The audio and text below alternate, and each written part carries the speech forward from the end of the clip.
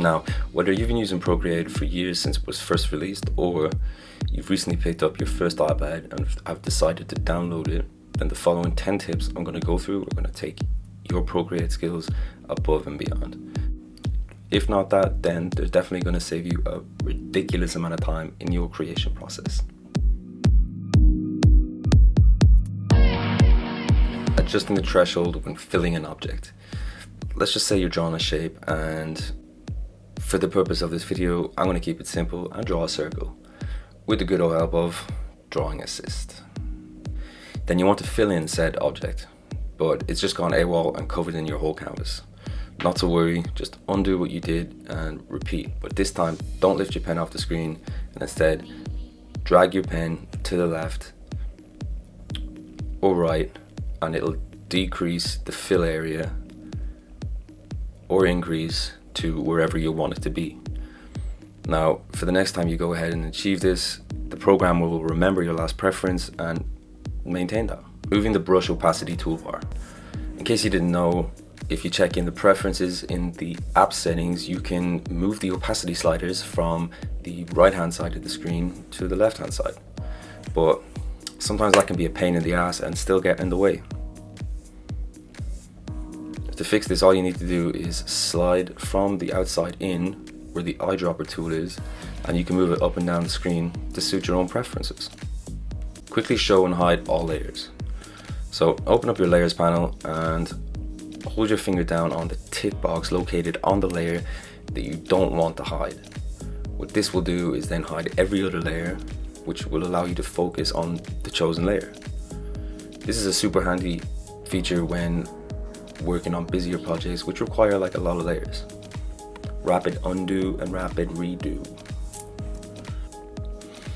If you tap with 2 fingers, it undoes your previous action. Similar to if you tap with 3, it activates the redo.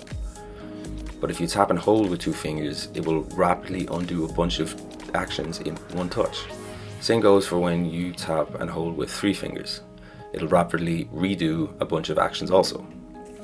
You can adjust this by going to the wrench tab and go to preferences and change the rapid undo relay to adjust how long you have to hold your fingers down for this to activate. Duplicating layers. There's a few different ways to duplicate layers, but the most convenient and surprisingly not well known way of doing this is as follows. Highlight all the layers you want to duplicate, then long hold and drag the selection onto your canvas. The selections should have duplicated themselves and are now visible in the layer panel. And duplicated multiple layers to a new document. Similar to the last tip, follow the same method in regards to highlighting the layer, but this time don't let go. With your other hand, hit the gallery and then the new document you want to copy them over to and let go. Then boom. One of my favorite features is reference layer.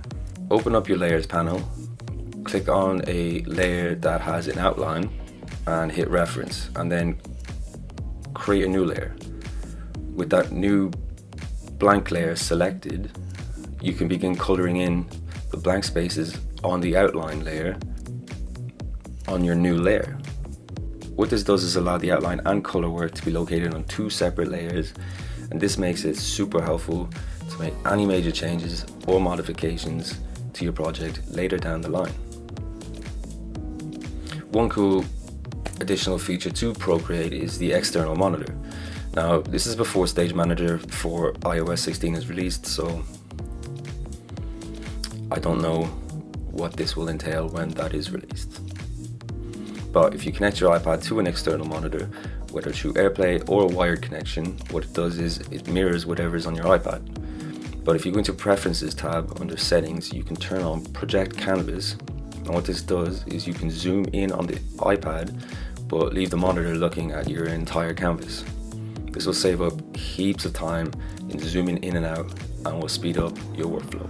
If you long hold on a color icon while working on a piece, instead of bringing up the color palette like it usually does, it will instead switch to the last color you were using. Similarly, if you long press on the eraser icon instead of just tapping it, this will replicate the brush that you were using but as an eraser, which will make whatever changes you're making to become more cohesive with your overall piece.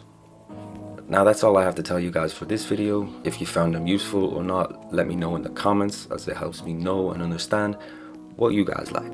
If I didn't annoy the shit out of you and you made it this far to the end of the video, give it a like and a subscribe if you're feeling generous. My self-confidence could do with it. Thank you for watching, and take her handy, but if she's handy, take her twice.